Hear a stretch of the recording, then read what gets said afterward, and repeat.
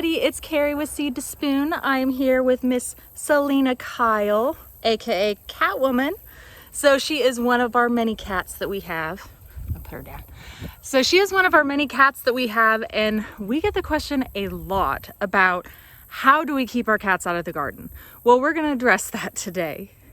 So cats are actually just one of the few that can be considered both a pest as well as a beneficial. So cats can be really good for your garden because they help to control your rodent problems. So I don't know about you guys, but our cats that we have love to hunt. So they help keep down the population of rats and mice, things like that we don't want in our garden that attack like a lot of our plants and our fruits, and they're digging holes a lot. So they help a lot keep those rodents down. So of course, cats themselves can be a pest as well. So they tend to use your raised boxes for their litter box.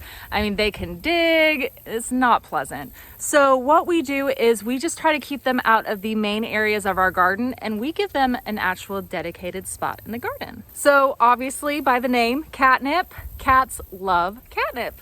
So we have a huge plant of catnip that we let the cats just roll around and play around in. They love it, and that is their dedicated plant in their area that they go and play in. We also have a dedicated litter box set up for them that's outside of the garden area, so that way they can be enticed to go to the bathroom in that area instead of in our raised beds, hopefully. So if you have an area in the garden that the cats just will not leave alone, the biggest piece of advice that we can give you is investing in a motion activated sprinkler. So this is not only fun to watch on the cats, on your kids, on anybody visiting your garden. It's pretty fun, trust me. It works really well too because the cats hate the water getting sprayed at them. At least ours do. They really hate it, and they go running the opposite direction every time it goes off. So they have learned to stay away from the area that has the motion activated sprinkler. And I'll leave the link for the motion activated sprinkler that we have in our garden down below, so check that out.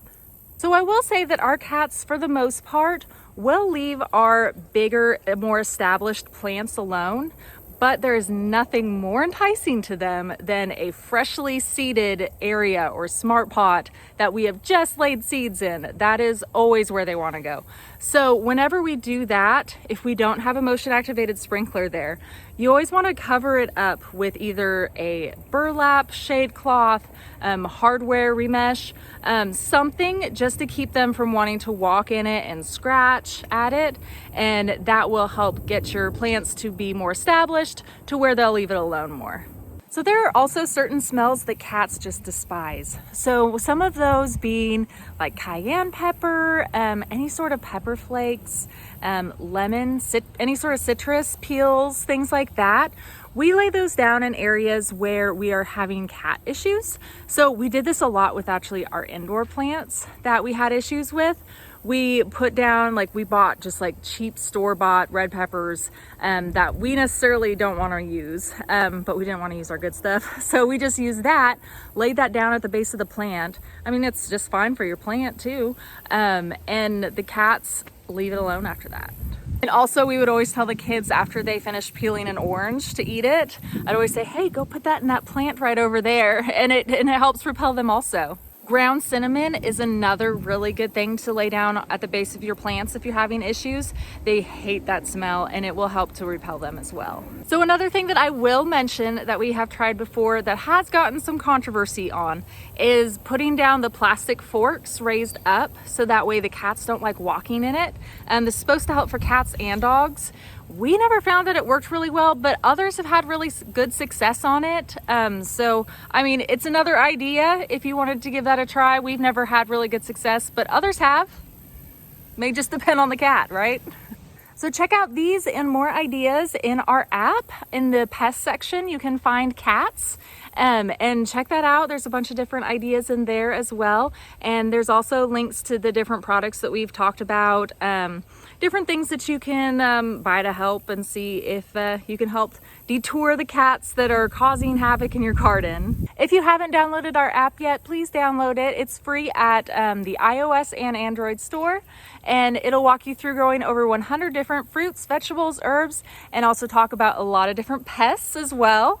So not just cats, it'll talk a lot about every pest. It'll give you ideas for a bunch of natural solutions on how to help with common predators, things that you have, different pest issues that you have going on in your garden. So check it out.